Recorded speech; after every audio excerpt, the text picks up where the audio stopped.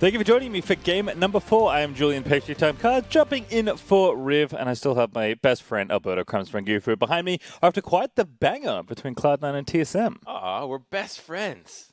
Sure. Get bread? Maybe. Maybe. You may, in fact, get some bread.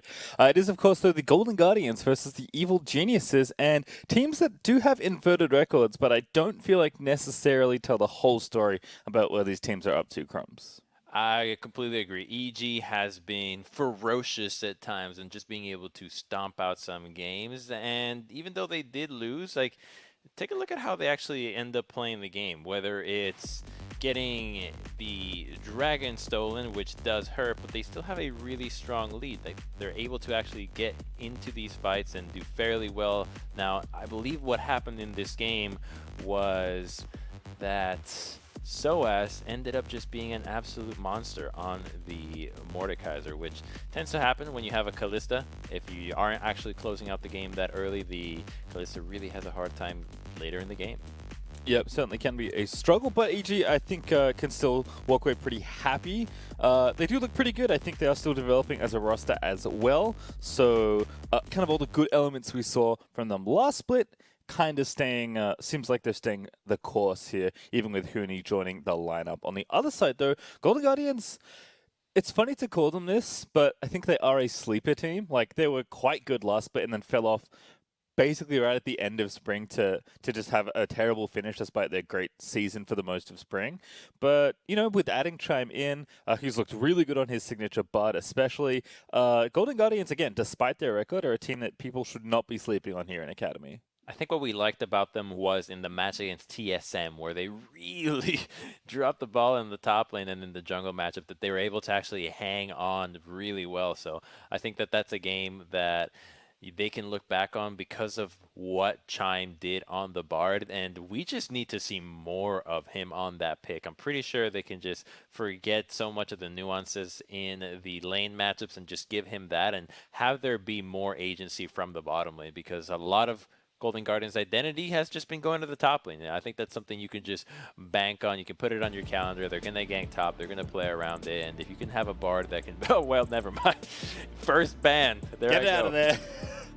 All right, no Bard allowed here as EG will ban that one away. Karma also going to get banned here. So lots of defensive champions. Senna also going to fit the bill. Kind of interesting to see them, but don't want to play against them, so might as well get him out of there. Oh, you know, that's just, I feel for Chime. Doesn't play Bard all split long. Plays it one game into a loss, and now it's going to get permaban. Yep. I mean, when his name's Chime, he's known for his Bard. I guess you should be lucky that he got to play it at least once, you could argue. So definitely not something that they want to give him access to. Kalista also going to get banned away here from Deathly, so taking a lot of kind of the more aggressive options out of the bottom lane here. Perhaps Golden Guardians want to slow the game down a bit, at least in the bottom side of the map. Like you said, the plan for Golden Guardians at this point is very clear. Zion Spartan is getting the lion's share of the attention from Hard. So maybe a bit more self-sufficiency is required in the other lanes, as Twisted Fate and Varus also kind of fitting the bill in both mid and bottom lane respectively. This takes apart 3 of the lanes that EG likes to go for in the bottom. So the Karma Senna is going to be taken apart. The Taric Kalista or Kalista Thresh, same thing with the Thresh Varus or TK with either Varus or Kalista if you really want to make that pairing. But instead, Aphelios first pick. There is no Bard, so you can't go for the Bard Ziggs combo. So this actually makes a lot more sense now than just specifically targeting Chime. It does make Deathly's life a lot easier. Yep, it's going to be the Aphelios. There's Ezreal as the answer. So this is becoming pretty common, I feel like, especially when it's again more self-sufficient, wanting to just farm and scale from the bottom lane. We see these two champions a lot. Curious to see if we will see something taken now, like the Yuumi. If Golden Guardians want it, they probably have to take it pretty soon. But I'll take Set here instead, which we've actually seen in kind of an astounding number of roles. Top, mid, and even support have all seen appearances from Set. I think I'm a bigger fan of Set in the top lane and in the bottom. I think as a jungler, he feels kind of like a mixture between Udyr and Vi, where his engage is just walking at you, but then when he gets on you, he's like, oh my god, he's capable of so much. And against the Lulu, it's going to be a really tough time to actually get on anybody. So I like this pick from EG. The main EG roster likes to play the Aphelios Lulu combination down in the bottom lane. It'll keep Deathly alive, and combined with Volibear, you can also have a very strong engage tool with Volley jumping in. Wild growth makes him even bigger, and I don't think we've seen just how large he can get just yet. No, certainly under no illusions about what's happening in the bottom half of the map, though. Going to be very laid back and lots of farming, but still powerful picks here for EG, and I would expect them to be a bit more aggressive in both Giyu and Huni's lane, so we'll find out what happens later on in this draft. Chime at least going to keep it slightly more aggressive. Thresh certainly would have fit that bill a bit more in the 2v2, but Rakan also very solid. I like seeing this pick in general from supports because it's always nice when you have proactive supports and playmaking supports, and you know, some of the players will shift to enchant, as we even see Lulu in this game. Yumu we've seen probably too much for most players' likings, but Rakan definitely a lot more agency, and Chime is someone that, you know, he's a bard player. You want this player to be on playmakers.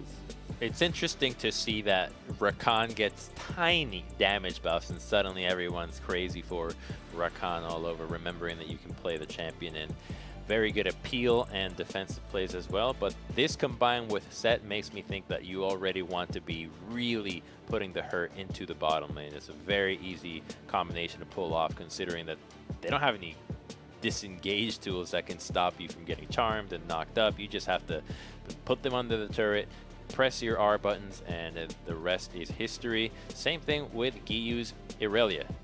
It's a pick that nobody really wants to play against. Even if he feeds, he somehow finds a way to be very menacing.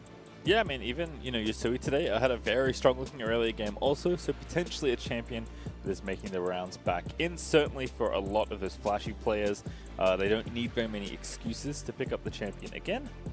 But it's nice seeing mid lane getting diversified a little bit more. Also, Azir and Zoe are going to get banned, so that's going to open up even more champions here. It is funny to see which teams are not getting access to Zoe. Like, it doesn't happen to every team, but all the teams with Zoe players never get Zoe, which makes sense. She's extremely frustrating to play against in the hands of a skilled player.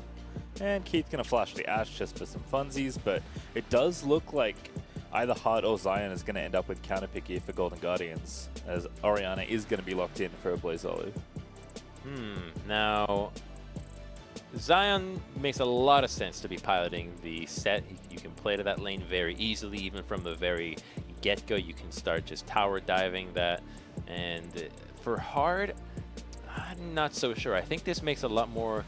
This, to me, says it's more of a Zion pick, and Huni will likely go for something that is his comfort pick if he has to blind or think about going up against Set in the first place. And that typically tends to be the Rumble. It would work here, but you could also go with something more tanky, like an Ornn, if he really wants to go in that direction, because Darshan is not the one that is going to bust up the Camille like Fudge. I'm trying to think if Huni has ever played Ornn in his life. In Academy only, actually. Certainly, oh, that's so funny. Certainly doesn't strike me as an Ornn player, but there's the Ornn. Double tanks for the last two picks for EG. Huni's changed man in Academy. Willing to do what it takes for the team. I think he's hung the gloves of Lucian top, right? He's got him in the back of the closet.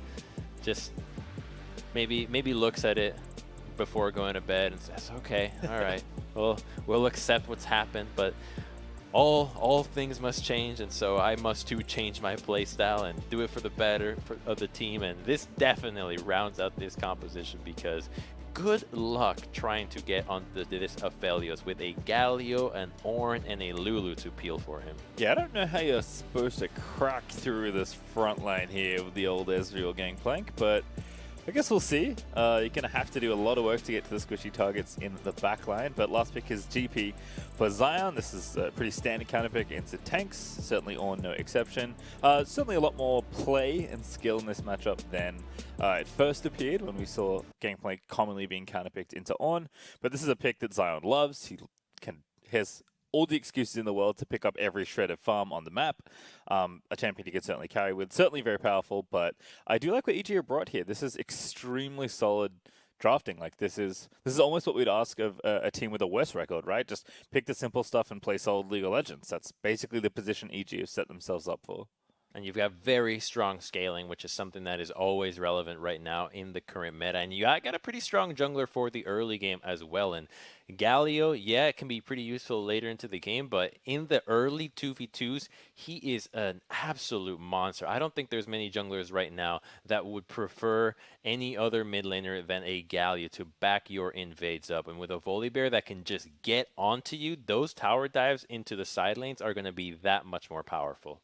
Yeah, we'll definitely have to keep track of who has control of the mid lane. Certainly, a requirement for any Galio lane is that you're able to have push. We see this a lot with Twisted Fate, so I'm curious to see if a Blaze Olive can contain some of that pressure, because if you can't, like, again, basically any semi-global champion, your side lanes, or your lanes really, any space where your opponents could be is deadly for you. So we have seen teams using Galio to pretty mixed effect. It's not like the champion we love seeing Giyu on, but if he can be effective on it, he is a player that has kind of made his name in Academy early on by just affecting his teammates' lanes, and it's not as flashy as, say, his Aurelia or his Syndra, but it is, again, a champion that absolutely gets the job done. And a lot of it will come down to backing up Anda now. Anda, not a player to shy away from being aggressive in jungle invades or in tower dives. So I think this can actually work a lot more for Anda than for Giyu. This is something that is just allowing him to be the leader of the team. It seems to be taking some inspiration from how I think Cloud9 likes to play, where you have that mid 2v2 synergy just be really important when it comes to affecting the map. And in a matchup against a champion like Gangplank in the side lanes, or even an Ornn set in the jungle, that can be fairly easy to jump on if you catch them at the right opportunity, EG have the tools to get ahead early and then beat you with that scaling. All right, well, we are going to go to a quick commercial break to build up game delay for competitive integrity, but when we return, we'll have the game right from the get-go.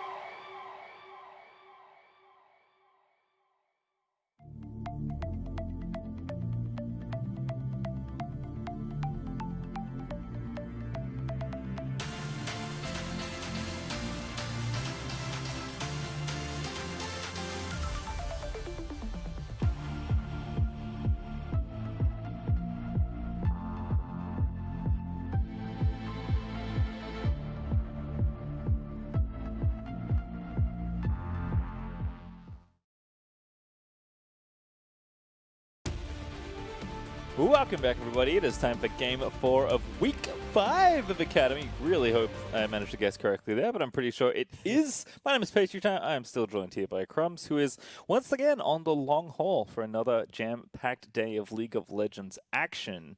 EG versus Golden Guardians, Crumbs. Quite a close one, actually, I'd say. I'm a league marathonist, Pastry. You are. And we are just about to crest into the aftermath of our top matchups and into the contenders as well. So I think that these two teams are the ones that are right below what we just saw between C9 and TSM. So we're getting a preview of what I think the playoffs is going to look like for this summer academy. Certainly fair to say, EG continuing a relatively good run of form off of their finals appearance in spring, despite adding Huni to the roster. Too many players moving teams. Despite adding Huni to the top lane here. Surprising in general to see him move over, but I think as you mentioned, kind of slotted into the team. You know, he's playing on, willing to, work into the system that Academy has here. And then I guess once he becomes a resident at the start of next year, I believe it'll be very interesting to see where Huni goes, because his overall value as a player will skyrocket. It's already fairly high, even taking up an import slot. So not being able to take up one as a resident, we'll see exactly where Huni does go. But he's alongside the rest of EG here, as we mentioned, a very super solid draft here. Expecting pretty quiet things, actually, from EG, which has not really been their MO. Certainly curious to see if Anda and Giyu want to remain a bit more active. I think on the Golden Guardian side, they will want to be a bit more proactive, particularly in the top half of the map. In fact, they're already getting active here. With 4 people currently surrounding Huni, he's going to spot Zion and Chime, and I think he saw the other 2 as well, so he's going to be just fine to waddle out of there. Really smart from him to actually stand at that corner. Like, good job, nice try. You won't catch me then. Keep it up. Well done. Another thumbs up. Do it again. Do it again. Minions have spawned. Just he and Zion hanging out now, but no more emotes are being thrown across the river. Did you catch one of the emotes that we saw in the first game? The Mad Team one? The Mad. That was really good. The emote meta is really shifting. Yeah, I'm kind of expecting Mad Lions up next, obviously, from the LEC. I think that would be like a nice extension, but yeah, that's a deep cut to pull out the Mad Team emote. C representative for Worlds, I believe, last year, if I'm remembering correctly. But that was very next level from Fnatic. I appreciated that a lot. As Hud's is going to go ahead and slap these first 2 camps down. It is same side start for these junglers. So they are going to be moving up towards the top side. What a surprise, Crumbs. Yeah, no surprises here, unfortunately. A Golden Guardian still playing to top side of the map, even though Gangplank can definitely play weak side as a champion. But Keith is also playing someone that has a good time playing weak side. The Ezreal. You pick him kind of most of the time because you want to get away with that one. You just want to be able to play by yourself. You want to let your support roam a lot, which is what I think Chime wants to go for. He wants to be roaming a ton with that Rakan and find a lot of plays. But what I saw from Rakan in LCS last week from Cloud9 actually makes me think that this might be one of the strongest supports right now. Now, here's why. It's because Vulcan ran Spellbook on it. It was Spellbook Rakan. And that means he has a wealth of summoners that he's just teleporting out to other lanes. It's like, okay, your support just TP'd down to the top lane and now assisted with the dive. He can have the heal, he can have the exhaust, he can have the barrier, the ignites, whatever you want. That's my rant on Spellbook Rakan. Oh, I love Spellbook. I think it's still not being taken enough, actually. Even a Blaze this year in mid has gone for Phase Rush instead, which I think given the matchup, you certainly could have afforded to go Spellbook, especially if Cleanse is going to be your primary summoner anyway, because you have to be able to avoid the Galio taunt. So, I mean, if we just want to measure on Spellbook power alone, Crumbs, it's 2 Spellbooks to 0 on the EG side. Huni has his in top lane as well. Spellbook meta really getting that strong where we got to start counting them before the game. Because you also remember EU Misfits ran Spellbook Jungle Fiddlesticks and popped off as well. So I think that's another one that Spellbook, if you can play it in the jungle, same idea. Now you've got a jungler teleporting behind your lane for another gank. I like that there's always an inspiration like rune. In this case, at least it's a keystone that, like, you know, just makes people upset. or is very fun and powerful. I guess it depends on your perspective on the whole stopwatch thing. For a while, that was the one, but it is cool to see Spellbook seeing so much more use as the bottom lane. Do see some trading. I guess maybe the Guardian for Chime was warranted because they're getting blasted in farm 1v1 right now. It's 10 up for Deathly and Matt. It really hurts when Golden Guardians' jungler finishes into the top side of the map and Anda finishes bottom, especially when you've got a double range matchup. It's what you want to do. If you've got a range support with your marksman, if your jungler can just path to the bottom side early, you can guarantee a big CS advantage. But now they're going to gank this overextended lane, and oh, the knockup is there, but a TP follows. Nice, definitely with the TP, as you mentioned, is in. Infernum out. Keith actually maybe going to get bound up. There's the taunt. Good cancel there from Hard, though. This pulls in with a Facebreaker, and that's going to call off any follow-up play there from Giyu. So he burned his TP and his flash and got nothing there. Quite calm for Deathly to just tank that, knowing that his mid laner was going to be there to back him up. He's going to find his way back to the mid lane. I think he should be fine here. Hard. Ooh, good flash slow for him, though. Oh, Giyu going to get out of there, but he's gotten slowed already from the Chilling Spine. Now going to get pulled back in, and that's going to be first blood. Nice and easy there for the set. They cut him off and chopped his wings down, really punishing that greediness to try to salvage that play. And now topside, Zion does not have charges of this flash. Yeah, Zion, ooh, not the best flash, but not really anywhere to go. Huni, though, able to easily finish that off. A very nice dive from EG.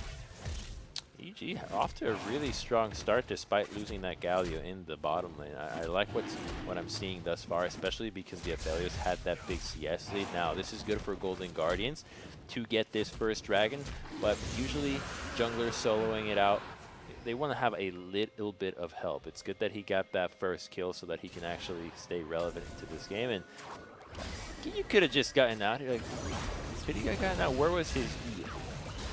I wonder if it was still on cooldown from the fight earlier.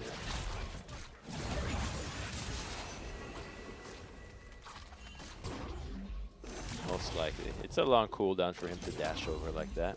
Just knowing that Giyu would be roaming the silly way and then an easy catch at the end of it all. Okay, now we take a look at Anda continuing to play around topside. Nice to see. Does not have from the GG flash, so he's quite vulnerable now that Farmer is catching up. Hits level 6, which is good and to see. has No that backs yet ignite, so either. this gangplank that just kind of farming it out. Definitely also has barrier. Just being some big so isn't going to be able to TP down here like Keith can, which will make his resetting a lot easier. As Anda also continuing to be a nuisance on the top half. Going to take away those Raptors out of the jungle here and force Hard to waste a little bit of extra time finishing lane assignments after of stolen. Where the jungle lane support are coming out. This is what you want to see from the smart stuff the overall. best team. You want to see jungler and support facing also has a key here. And look something we're starting to see a lot more commonly right now in Chime. A variety of different mages in mid, but I feel like Orianna is the champion I see what it they're most going to commonly look on. for now will tell us a lot about what people their valuing are, because the power of quite a bit Archangel's on the bottom side of Seraphs. the map. And of course, it's such a Flankles cheap item you assist can that build bottom early lane, as so well. The tier part even though Zion to help you get through your lane. So gameplay is champion to be do curious so too if we ever see more Rod of Ages gold users. TF is kind of the only one right now in the slow meta. down the upgrades of that ultimate. It's fun to see not a big more of this scaling. I would love to see Huni give a thumbs up. Yes, there it is, the double thumbs up. Oh, you love to see it. We saw it earlier, Huni throwing the thumbs up when Zion missed the I don't know how intentional that was, but Zion's going to give him the thumbs up. Huni's going to respond in kind. Where he just autoed it and didn't actually time the other one's range. And here once again, the BM, the making sure everyone knows that their mistakes are being observed, and we're right there with it. Okay, now Hard going for an invade, but okay, Gangplank can assist from a distance. Hard might be in some trouble. Here is Galio. They're flashing in. They are going to commit to taking down the set, but a big shockwave falls on line, and EG goes for more. Blaze Olive does have cleanse. They can continue. They know Anda does not have flash. There is a blast cone there. Can they get him out in time? Yes, he does. There's no flash to follow up. Maybe Keith can use a true shot barrage from downtown, but he's holding it. Golden Guardians gets the blue buff, and they walk away merrily from that one. They burned multiple flashes for it, though. but they can still hold their heads high knowing that they got the objective, and now they're going for that Rift Herald, but they don't know what else is in store here. I don't think they saw Giyu get into that pit, but a Blaze Olive is here, and he's in a control where he can zone this out. This is going to be some good chunk in the meantime. And he flashes in, but misses. This looks like a good fight for Golden Guardians thus far. And gets a smite, though. The Herald, where is it going? Wait a minute. The Bear survives. There's one more tick on the Herald. Who's fighting for it? I think Zion gets it. Giyu's trying to walk all over it, defend it. Yep, they're going to walk it down, but the rest of EG roam sooner to the play, and they will win for it. Even though Keith had teleport, it was the fact that Deathly and Matt had been pushing the bottom lane so heavily that I gave them enough time to roam up, and because there was no vision in the river, Golden Guardians could not react on time. So really good stuff there out of EG, knowing what was going down, and they had a lot of time to think about that one, because you saw that Huni and Giyu were just chilling in that brush, watching Zion and Hard go for the Rift Herald. And so many times we see Rift Herald be the most deadliest of all places. I think there's less games that are lost on these early Dragon fights than there are on the Rift Herald. It seems to be an objective that teams still have a really tough time going for, and we're going to take a look at how this happens. Yeah, look at the minimap. Lulu and Aphelios already roaming over, and I wonder what's going on here with Hard that he just got popped so quickly. There was a way for him to stay a bit more alive, but despite that, they're not able to get any more kills than the Volibear. They lose the double buff that Aphelios gets, and the Herald goes to no one, so we'll have to wait a few more minutes before we see that fight again, but there's going to be another one here 15 seconds in as the Infernal is spawning. We want to see Golden Guardians try to stack these thus far. Ezreal TP to the top lane to try to match Deathly, so this was going to be one that the marksmen are not necessarily going to be involved in. Good use of Shockwave to deter the Volibear ultimate. I think this is a trade that I personally love to see. Volibear without his ulti, a lot weaker in these major fights. They're going to commit for him. Oh, he's really tanky though. Okay, I think that EG can really like this engage thus far. Here comes Orin trying to get a little bit more, gets a double knockup and a third one as well. This set is not going to live for long. Gets a big haymaker. It's a walk away actually, so the ADs have bought enough time, the team has bought enough time for the marksman to get down here. He gets rooted, but he's over the wall, and now Golden Guardians is thinking about going for that dragon. Is that you, Pastry? Hey! Good to have you back, my friend. Good to be back. You got a tough job that I cannot do. Hey, I think you did great, to be perfectly honest. All right, let's catch up with what's happening right now.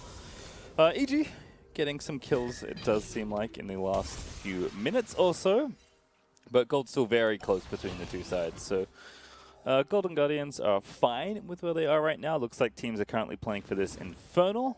Goal difference is about 500, and we'll see who gets this Drake.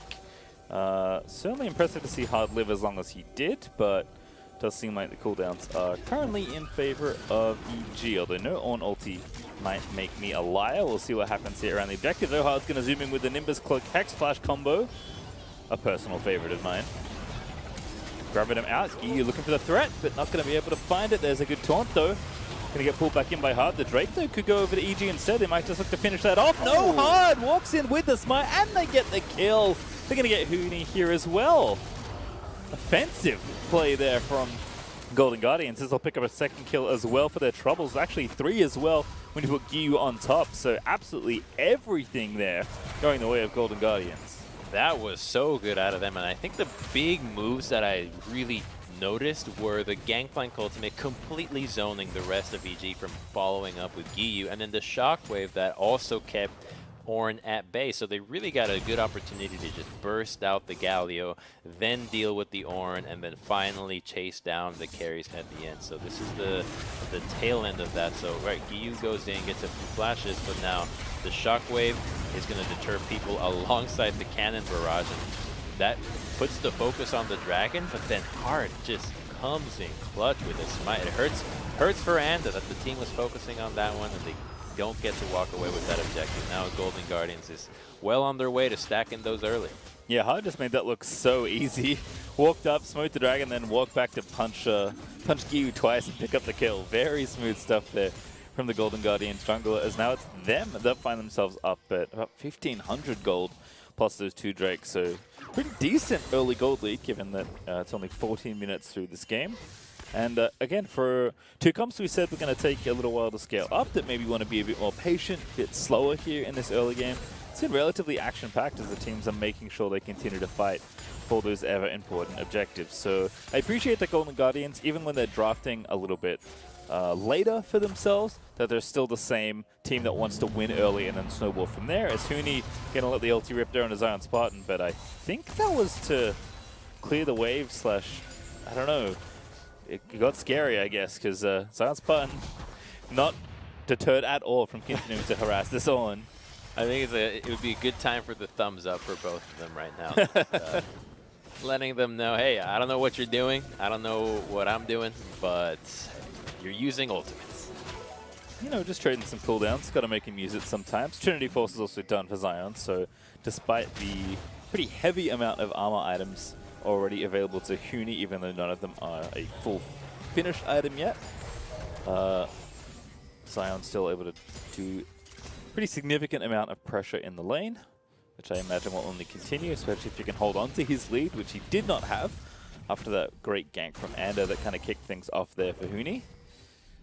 I am surprised we're not seeing more Gangplank in the meta, because he did got that attack speed buff. Now they're going to try to gun him down, but Huni would really love to have that ultimate right now to be able to slow Zion, who gets to keep his flash. So who really won that trade? I think Zion crushed it in that one. Yeah, and unfortunately not there at the right time to make Huni's play kind of work out there. I like the switch to Ghost as well. It's like very, very difficult for someone to get away from you when you're ghosted on top of them, but just didn't have the damage or the tankiness to buy time for Ander to come in and actually finish off the gank. So bit of a waste there, unfortunately, for Huni. Has to burn 2 different summoners, his real flash being the most significant one. And that, of course, opened up space on the top side, so that's going to be Rift-held over to Golden Guardians, and that's going to charge down for this first tower kill, as well as a Blaze Olive and Hard will split that first tower gold. So the early things were working out for EG, but the last 5 minutes have been all Golden Guardians.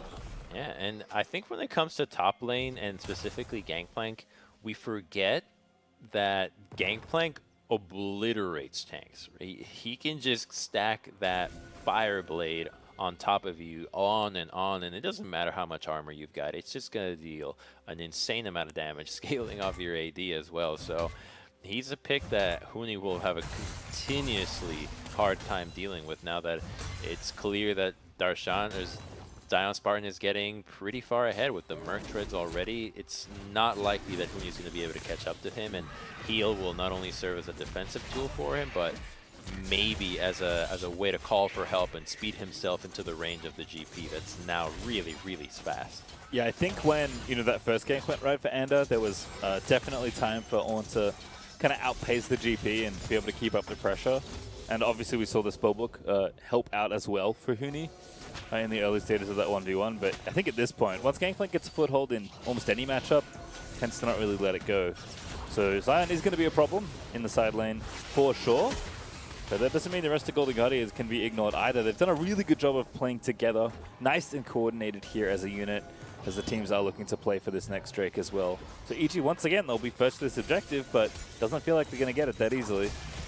Yeah, they're going to trade for the mid-tier 1, but Golden Guardians might be thinking about 2. This is an opportunity for EG to try to engage and get themselves a good fight, but as long as Golden Guardians retreats into the blue side jungle, I don't think EG will have that opportunity. So they're okay with giving that up, although it would have been nice to start stacking them right now. They just made a trade that they hope benefits them in the future, and always taking down that tier 1 will help a ton, especially if it comes to having the Aphelios and Lulu there, who are not the fastest at moving across the map, or even the Galio, so that he has less options of moving around with his ultimate. Yeah, if they can hold on to this as well, keep out EG from getting any towers, that's even more beneficial.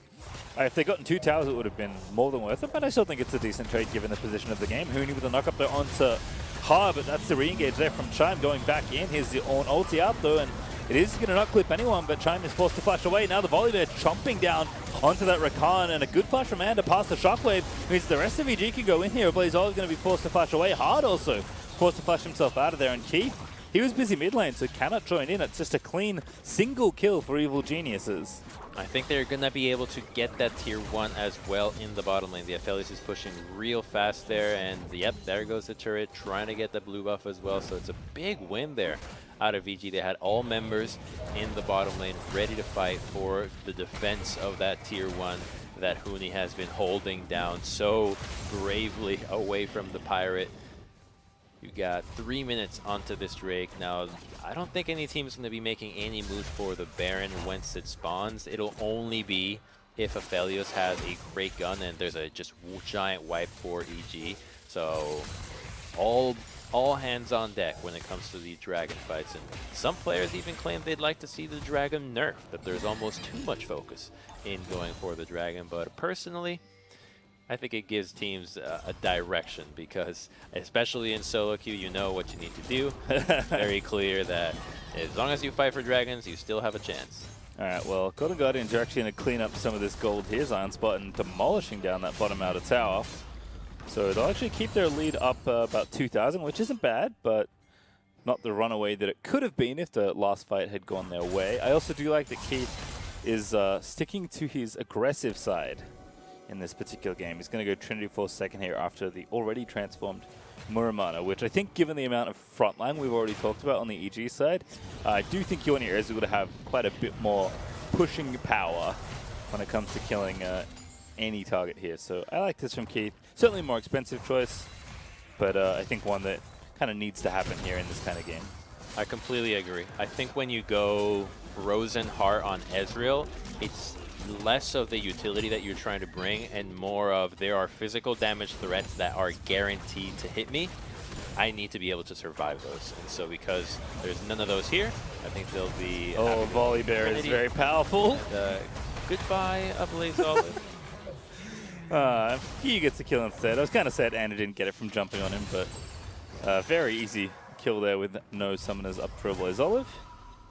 We talked already at how good Galio and Volibear can be together, and demonstrated quite nicely there in the top lane. I'm not sure why Ablaze was pushed up that far as the Orianna, but then I also think that every time you've got a Volibear, does it even matter that you're that pushed up? He has an ultimate available, so they could have just dove her knowing that Cleanse and Flash were down. It's a great target to continue to pick on when the summoners are on cooldown. So until Ablaze gets those back up, I think he'll have to just hug his turret and likely miss out on some farm, and it's going to allow Giyu to catch up because he was pretty far behind from the first 2 deaths that had occurred that I think could have been preventable. But now, as long as the Orianna stays in range, I think he's happy because he'll be able to do his job. Yeah, can certainly tell you why he was there. It's because he wanted farm like every mid laner. But like you said, not all that safe from the Volibear Galio. Blaze Olive unfortunately pays the price. Trinity Force also now done for Keith. They're actually almost 2 items for all 3 of Golden Guardian's different carries here. GP getting close to, looks like Essence Reaver, so a very luxurious Gangplank build here for Zion Spartan. So we want to see Keith hit some Mystic shots here, contesting for the mid priority. This is the setup before the Dragon. If he can start sticking some of these on the enemy, there's no heals on the EG side, so the red buff will really do its work. But they want to engage on a Blaze Olive. Yep, that's a very good engage. The cleanse is not enough, and definitely able to take him out. Keith though with the counter ulti, but doesn't really hit any squishy targets, so going to have to be a 4v5 here for Golden Guardians, and they're cut off from mid. Zion goes to fix that wave. So now he can rejoin his team, and this poke is currently landing for Keith. So if they can keep landing more, they can probably keep EG off this Dragon. Exactly, need a little bit more to win a 4v5 here. Yeah, maybe a lot of it more. As Golden Guardians still staying strong here, but the flank from Giyu is he hopped over the wall with the Blast Cone, so Hard gonna have to run interference, interrupts it. But Chime gonna get knocked up there. No, it's the frontside Justice Punch on the Zion Spartan, but Chime tries to turn it back around. Not enough there with the GP ulti, but a massive ult there from Hard. Gonna look to turn it back around, but it's a double kill out of Deathly. As Golden Guardians still fighting here, they've got the poke to keep EG off this objective, despite it being a 2v4. Orianna is back now, and Zion being so healthy, I think they're gonna be okay with this. Now, Keith does not have mana, which is a pretty big deal here. And without a smite, I think that Volibear is thinking about the steal. He has flash, and Lulu speeds him for it. Oh, he really wants it, but oh, what are they? Oh, no, too low. Yeah, they're just waiting.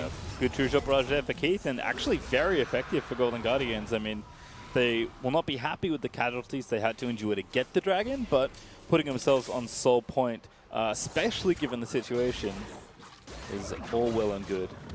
The unfortunate thing is that the Soul Point is not that great for this kind of comp. It's not the most powerful that they could have gotten, but still getting that off the board and getting it to your team is always a feel-good win.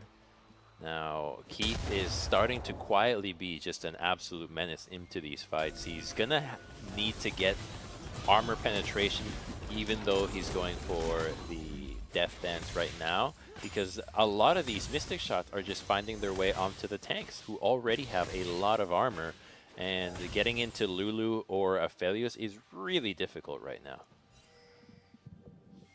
Yeah, it certainly seems like with whatever lifesteal item Keith does want to go for, though, that the length of the fight might be the most significant thing than anything else. If Ezreal can't be killed, he's going to output DPS the entire time, of course. So even though Aphelios, I think, in like a straight-up hands-off keyboard A-move battle, like the one we could potentially see under the towers, Keith is going to get poked.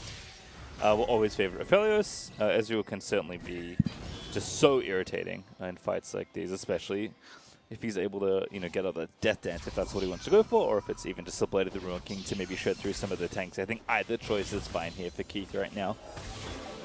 You point out how well these stand and deliver fights are going to be for the Aphelios, and all the gold that you want to have is on him right now. 4 kills going his way. This is the only way that EG's composition can operate, without a single carry but him.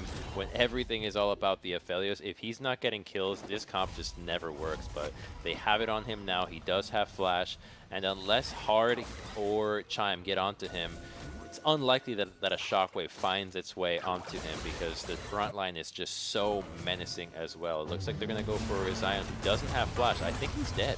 Yeah, exhaust here is all up for Huni. Ready to go. Ghosted on by Huni. There's the exhaust we talked about, and that's going to be an easy kill. This time, Huni sets it up well for Ando. Yeah, Baron start, but Aphelios, this is an opportunity for him to have his 200 years moment, but Chime is looking for the flank, so they know they want to turn. I mean, if GG stick on the Baron too long, they don't even need 200 years, just like 5. It's really easy for Aphelios, as Golden Guardians did in fact try and turn and get a pick, but none is found, so EG are going to barrel through mid, take out this mid outer tower, and now they can potentially threaten the Baron themselves here. Zion's not going to be back up still for 15. That's a big win out of EG, and usually post 20 minutes, especially 26, you don't want to be going for those plays in the bottom lane, but when you know that Golden Guardians comp sucks at doing Baron quickly, I think you can really get away with that. So that's what they went for, and a lot of it was Zion being a little bit too confident. They're overextending. Chime, I think he's fine. Storm has been brought, and they're going to keep chasing him though. Chime's going to dance back to Keith, and now Keith has to potentially be concerned, but Andrew is not able to find that chase down. Still pretty short cooldowns here for EG, so might as well look for a pick. Gotta always be looking to punish your opponent, and they're gonna be looking within the next minute, as a lot of the fights have come down to the setup around the dragon. It's a good improvement from the teams from the beginning of the split, where a lot of the fights were just, okay, dragon's been started or dragon has spawned, how do we approach it? Now we've evolved to the point where, okay, dragon is spawning, can we fight for the position around it? Because so many of the fights just are determined by the initial setup. It's, I think of it like the preparation, right? Most of the results you see are just the flowering of the preparation done beforehand. So if you can get there before and position your carries in the right spot and inconvenience the opposition's carries, then you are basically making your own luck. Well, see which carries do in fact get displaced in 40 seconds, because that's when the next dragon is spawning. Again, that poke here is good for Golden Guardians, as long as they can retain control of mid. Zion right now going to move back up with his teammates. EG doing the, the baby steps first, just making sure this wave is pushed out, so that it's going to force Golden Guardians to go back. Oh, they're just missing an entire wave. I'm not a fan of this for Golden Guardians. EG now have a pretty strong position there onto this dragon. Like, they can come from multiple angles. They could even rotate to Baron if they want to now. Huni is looking for an opportunity, but the big one is going to be EU with Ghost Flash. What flank can he get? Here comes Huni, ulti out, knocks up 2. There's no follow-up here. Keith also is flanked EG. There's now EG just going to continue wrapping around here. I love the blast cone usage there by the 2 frontliners. Golden Guardians kind of getting pincered here. They're losing another wave in the mid lane, so both teams already stacking that where he's got the big fight already. But with Huni and Giyu already showing their position, it's giving Chime an opportunity to flank that they haven't spotted yet. Maybe Golden Guardians can counter-engage right now. Well, they know now because the wall just got disabled, so yeah, Chime's going to have to give it up. Can still hang around though. Crab is going to go over to Keith actually, so Golden Guardian's going to have vision and speed that cannot be removed for about 40 seconds. And Golden Guardians are so committed here. Keith again going back in onto Huni. Actually pretty significant damage. But can't finish off the kill. Chime going to dance back now. And is on top of him. Hard's going to go over. Give Chime someone to dance back to. And again, the front line is being whittled away here on the EG side. It's very hard for either team to find an angle here. It's a very extended exchange around this dragon, sorry. Good stuff from Keith there, going over on Huni, knowing that there's not going to be any follow-up. He has to burn the teleport. He's going to come in fast, but doesn't have the ulti yet. Yeah, still cooling down. On call the Forge God. Dragon again is here. Good shockwave there. Who's going to grab the dragon, though? It is going to be Ander that steals it away. Another fight's going to break out hard with the slammer, definitely able to take him out. And Golden Guardians will lose too much here for a dragon they didn't even get. As Keith now going to be under fire. Ulti out from Ornn, finally back up. Only knocked up the front side though, but that's enough to kill Zion as Huni's able to chase down both. But looks of things, a Blaze Olive going to get knocked up. That's a double kill there from the Ornn. And EG absolutely smashed that fight. What a giant win, on top of the fact that Anda gets the steal, even though Hard had a haymaker with the middle rightly aimed at the Dragon Pit. So it just comes up huge with that one. They're going to just be so happy with this one. There's nothing Golden Guardians can do now, and it feels like this Aphelios is just going to be too powerful at this one. He's going to have the Death Dance very soon completed, already with the PD and improved Infinity Edge. And this is the dangerous point that we knew EG's comp was going to get to. They were just going to be a scaling death ball, and the fact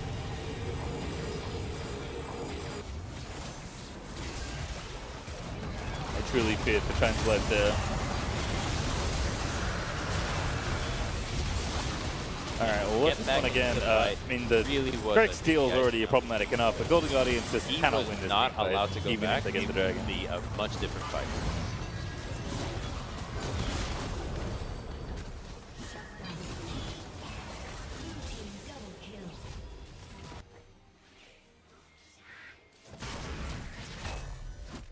Yeah. Alright, well, Golden Guardians still pretty significant hole to try and climb out of. Up 3,000 gold now for EG though, and with this Baron buff for 2 minutes and 10 seconds. We'll see how much damage they can in fact get done.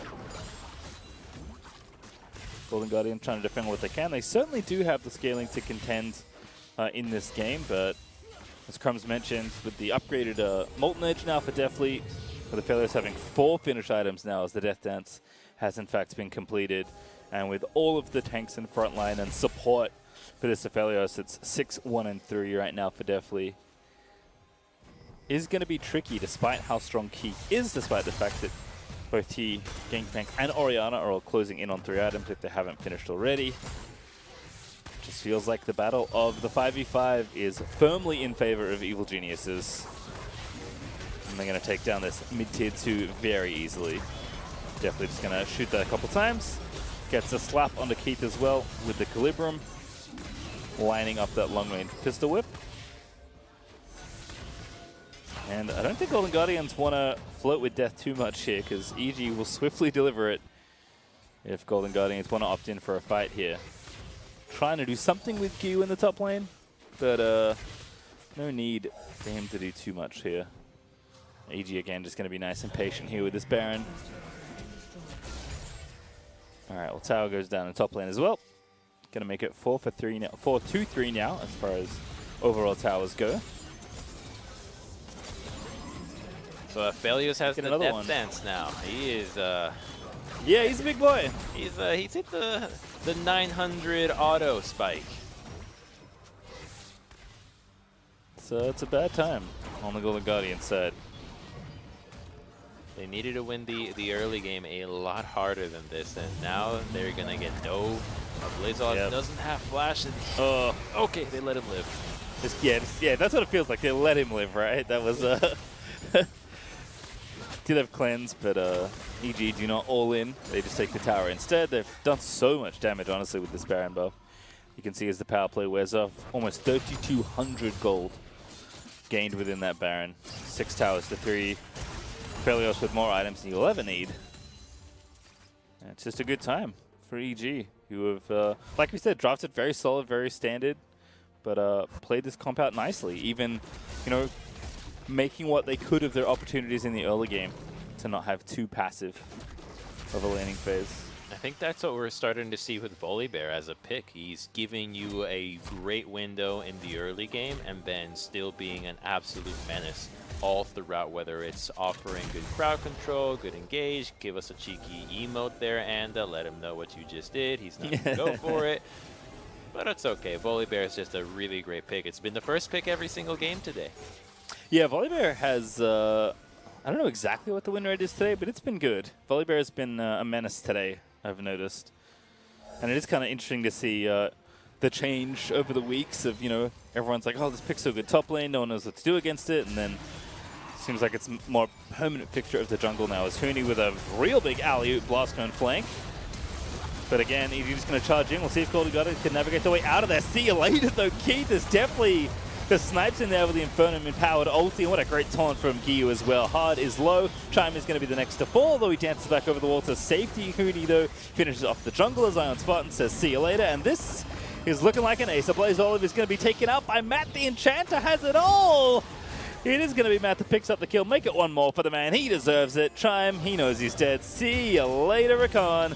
As that's the ace for EG, and that might be game as well, Crumbs. I think it's definitely it. The fact that Keith just gets popped right away and definitely gets to live already tells the story of the team fight, and this is, I think, the third strongest team right now in Academy. EG just dismantling Golden Guardians, who I thought was coming in hot as number 4, but clearly EG was going to make sure that that 3rd to 4th gap is much greater than we had perceived.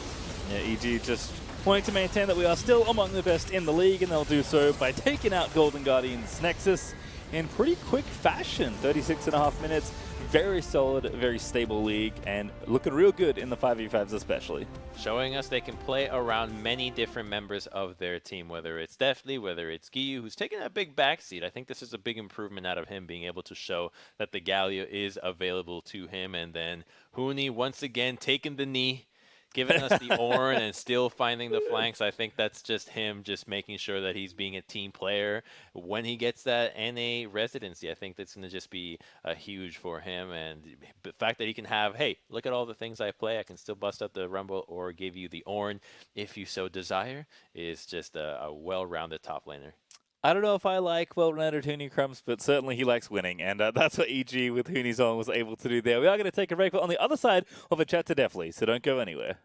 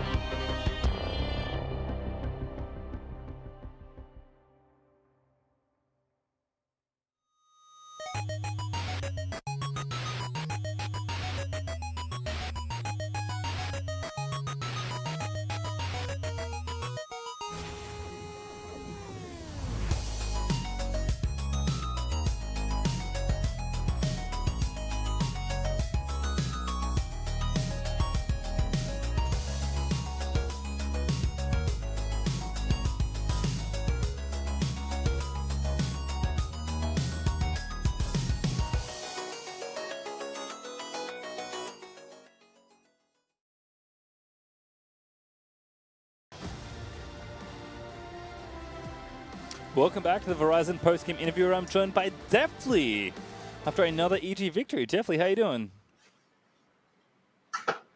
I'm doing pretty good. How about you? I'm good, thank you.